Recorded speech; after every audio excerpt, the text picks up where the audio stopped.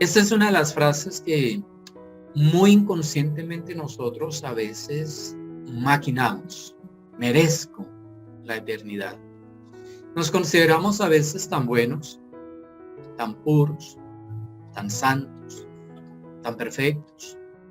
No soy pecador como los otros, pero por encima de si merezco o no merezco la eternidad, tendríamos que mirar otras cosas acerca de esa vida que nosotros debemos construir en esos momentos para la eternidad.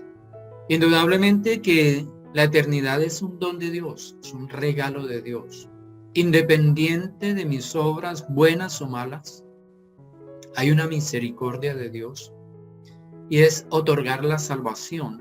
Considerar si la merezco o no la merezco a veces puede ser conflictivo y puede generar problemas internos en el cristiano. Unos problemas de superioridad, de superespiritualidad, de exaltación propia, de un ego que se enardece, se exalta, y a veces podemos llegar a reclamar ciertas cosas porque nos merecemos la eternidad. Revisemos lo que dice Mateo 26:39 en la traducción en lenguaje actual, para que empecemos a entender si merecemos cosas como la eternidad, una entre ellas, o realmente no las merecemos. Jesús se alejó un poco de ellos, se arrodilló hasta tocar el suelo con la frente y oró a Dios. Padre, ¿cómo deseo que me libres de estos sufrimientos? Pero no será lo que yo quiera, sino lo que quieras tú. Dos palabras resalto en esta parte: deseo, y otra muy importante que debemos tener en cuenta: será. Una cosa es que yo desee y otra cosa es que sean hechas las cosas de acuerdo con la voluntad de Dios. ¿Cómo deseo que me libres de ese sufrimiento? ¿Cómo deseo que me libres de esta enfermedad, de este dolor, de este suplicio, de esta escasez, de esa pobreza, Señor? Ese es mi anhelo. Y a veces nosotros no hacemos lo que Cristo Jesús hizo, aunque Él pensaba y anhelaba que Dios mismo, Dios Padre, lo librara del sufrimiento que había de padecer en la crucifixión. Aún así fue capaz de decir: no será lo que yo quiera, será lo que quieras tú. Antepuso la voluntad del Padre por sobre sus propios deseos. ¿Y qué podríamos decir de Jesús? Un hombre sin tacha, sin pecado, un hombre santo, puro, perfecto, que no cometió pecado. Él hubiera podido reclamar, no sufrir lo que tuvo que padecer. Sin embargo, antepuso a ese deseo que él honestamente merecía, no sufrir por la humanidad. Es que no merecía sufrir por la humanidad. Podía anteponer ese deseo a la voluntad del Padre, y por eso concluye: no será lo que yo quiera, sino lo que quieras tú. Él está hablando a su Padre propiamente. En la otra versión, en la Biblia de España, dice: se adelantó, está hablando de Jesús, unos pasos más, y postrándose rostro en tierra oró así: Padre mío, si es posible, aparta de mí esta copa de amargura, pero no se haga lo que yo quiero, sino lo que quieres tú. Y resalto nuevamente otras palabras: aparta, ese es mi deseo, que no sufra, que yo no tenga esa amargura. Pero nuevamente viene la otra parte: que no se haga lo que yo quiero, sino lo que quieres tú. En la vida nosotros tenemos que fijar una posición, y hay solamente dos posiciones: se hace mi voluntad, se hace lo que yo deseo, pase lo que pase. Esa es una posición.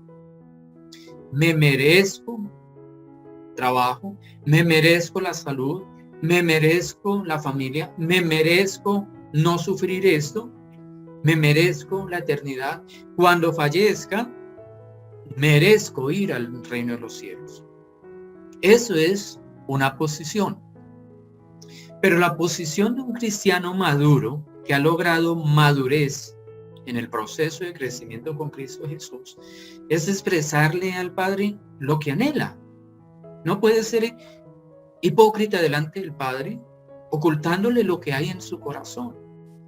Es necesario que haga esa primera parte, que le exponga al Padre cuál es su anhelo, qué es lo que piensa, qué es lo que siente, qué es lo que quiere, qué es lo que cree.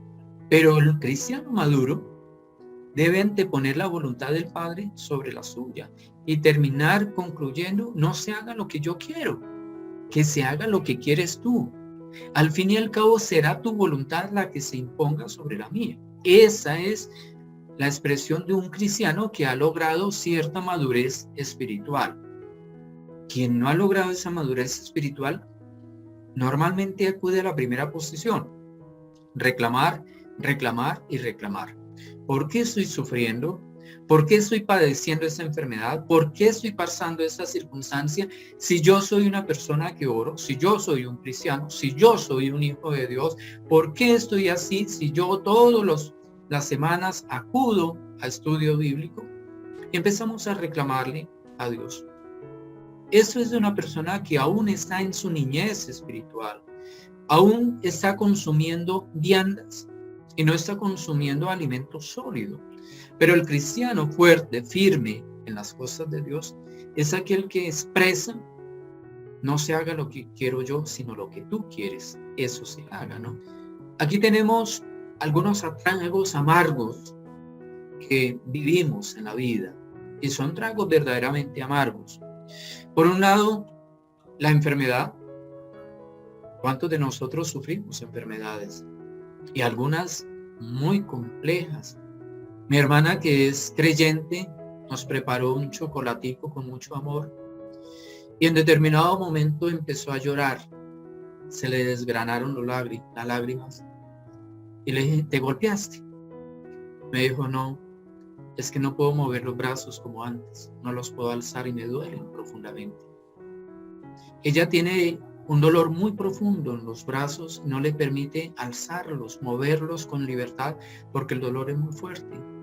Y lloró en esos momentos de impotencia, porque la enfermedad le estaba consumiendo en dolor en esos momentos. Y las lágrimas se desgranaban por sus ojos. Pero al momentico ella estaba tranquila y entendía el propósito de Dios en su vida. Y las hijas, tiene 5 hijas, y las hijas le decían: mamá, ¿por qué trabajas? No necesitas trabajar, tienes 5 hijas que te pueden apoyar. Pero ella iba a trabajar continuamente. Ella no descansaba hasta que vino la enfermedad. Y la enfermedad la obligó a no trabajar más, a descansar en casa, a estar en casa, bajo el cuidado de Dios, bajo el cuidado de las hijas. Y lo más importante es que en medio de su enfermedad, Dios le dijo: yo te proveeré todo lo que necesitas, porque Dios es ese. Puede que esté experimentando la enfermedad y todavía no haya sanidad para ella, no se sabe cuándo, pero ese trago amargo lo está pasando con una palabra que Dios le dio. Él está con ella no está sola.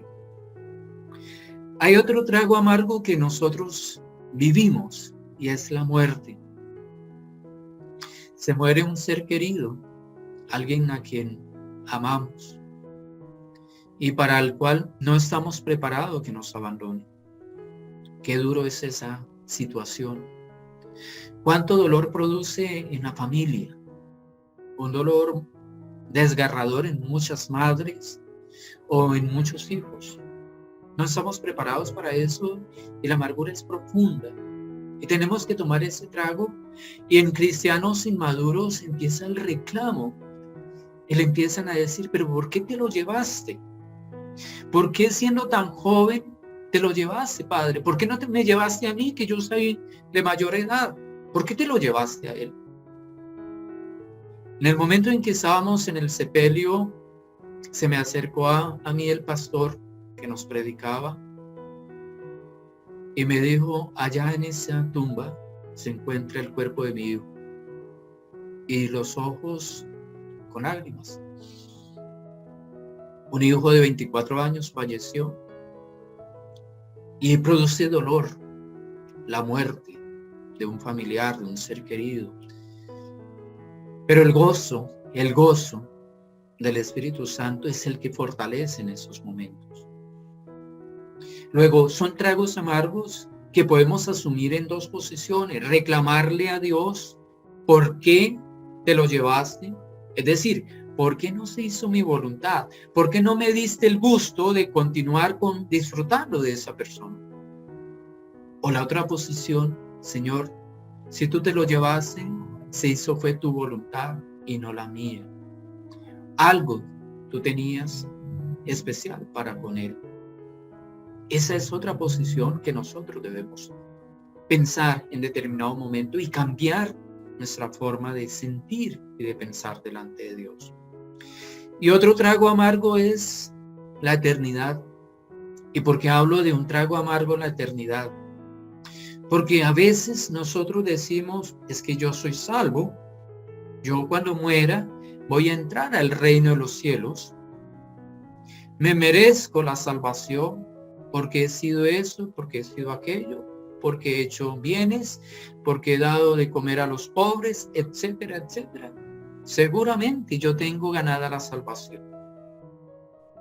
Y no solamente eso, cuando fallece un ser querido, decimos, él se ganó la salvación. Él era una persona muy buena, muy caritativa, era una persona que no le hacía daño a nadie, tenía buena relación con todo el mundo, era un padre ejemplar, un esposo perfecto, mejor dicho, era un santo, y como era un santo, él se merece la eternidad y seguramente está en el reino de los cielos. Y en el momento en que estaba hablándole a las personas que estaban allí en el velorio de mi padre, yo les decía algo que lo he enseñado en algún momento. Les hacía una pregunta, o más bien una reflexión. Les decía, cuando tú entres al reino de los cielos, vas a reconocer a muchas personas. ¿Será que en esos momentos tú encuentras al lado tuyo a un hombre como Pablo Escobar? Lo pongo en reflexión porque la historia nos ha contado de un hombre asesino, traficante, nos ha mostrado todo un panorama de un hombre sanguinario, déspota, que hizo mucho daño a la humanidad. Y pensar en algún momento que él también haya llegado a la eternidad, también haya llegado a la salvación eterna, es algo que nuestra mente ni nuestras emociones no lo contemplan. Es que ¿cómo es posible que él se salve? Pues bien, no conocemos la voluntad de Dios. No conocemos lo que hizo Dios en sus últimos minutos de vida. No sabemos qué pasó en esos instantes antes de ser abatido. No lo sabemos. Quizás Dios le dio la oportunidad de entregar su vida completamente, de rendirse delante de él, de arrepentirse completamente, y logró la salvación, como la logró aquel ladrón que estaba crucificado al lado de Jesús y al cual Jesús mismo le prometió y le dijo, de cierto te digo que hoy estarás conmigo en el paraíso. Entonces, si Jesús lo hizo por misericordia, a un hombre que la humanidad condenó a una crucifixión, ¿qué vamos a hacer nosotros, jueces o capaces, para decir esa persona se salva porque es muy buena y esa persona no se salva, no merece la eternidad porque fue muy mala? Luego es un trago amargo que nosotros tenemos que tomar. Y es que la eternidad no depende de nosotros. La eternidad es un don de Dios, es un regalo de Dios, y Él lo entrega a quien quiere y cuando quiera. Que nosotros somos salvos no es porque lo merezcamos, que nosotros tengamos la eternidad no es porque lo merezcamos, sino porque Él mismo lo ha contemplado, lo ha dado. Es un regalo, es una dádiva. No lo merecemos en ningún momento. Luego cambiemos esa forma de pensar y de mirar a las personas que nos rodean. Él se salva, él no se salva. Él es bueno, él es malo. No somos jueces. Dios es el juez.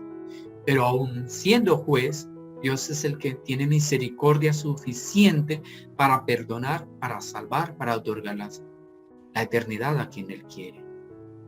Nosotros hemos desarrollado esas convicciones en nuestra vida, convicciones que debemos recalcar si continúan o eliminamos esas convicciones en nuestra vida. Una de ellas, somos merecedores de la vida eterna. Cuidadito con esa convicción de que merecemos la vida eterna. No la merecemos. Somos pecadores y seguimos siendo pecadores. Aún en esta tierra, aunque Cristo Jesús esté en nuestras vidas, seguiremos siendo pecadores. No merecemos, pero por gracia de Dios la tenemos. Otra convicción que tenemos es que estamos completamente seguros que otros no merecen la vida eterna. Porque es que son muy malos. No asisten a la iglesia. No hacen eso, no aquello. Por el contrario, asesinan, hurtan, hacen cantidad de maldades. Ellos no lo merecen.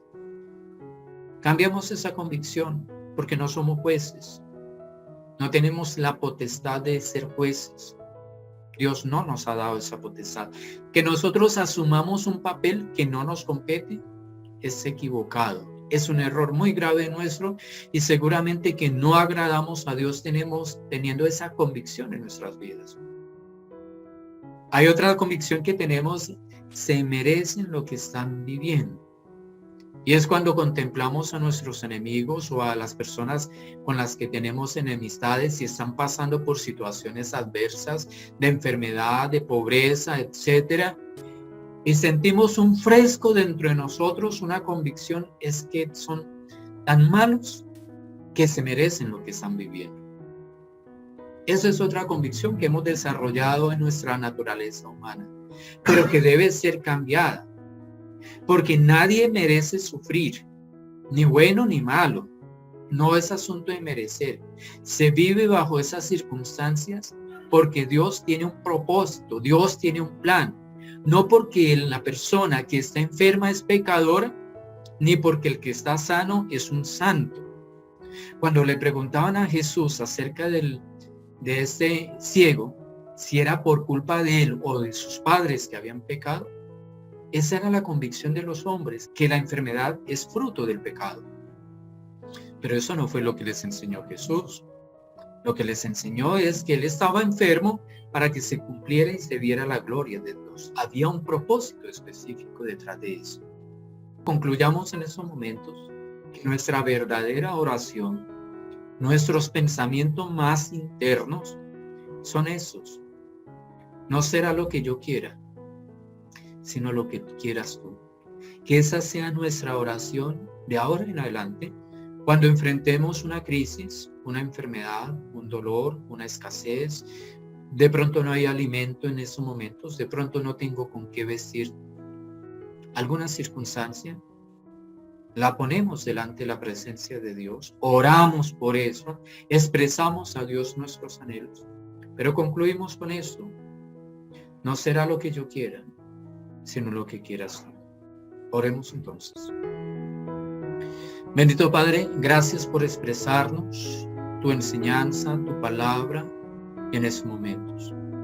Permítenos madurar espiritualmente, dejar de ser niños y pensar como maduros espiritualmente, expresándote a ti lo que pensamos, lo que sentimos, muy honestamente delante de ti, muy transparentemente, pero concluyendo siempre con que se haga tu voluntad y no la nuestra. Con que se haga, Señor mi Dios, lo que tú quieres y no lo que nosotros queremos. Esa es nuestra oración y eso es lo que queremos aprender a hacer de ahora en adelante. En Cristo Jesús te lo suplicamos. Amén.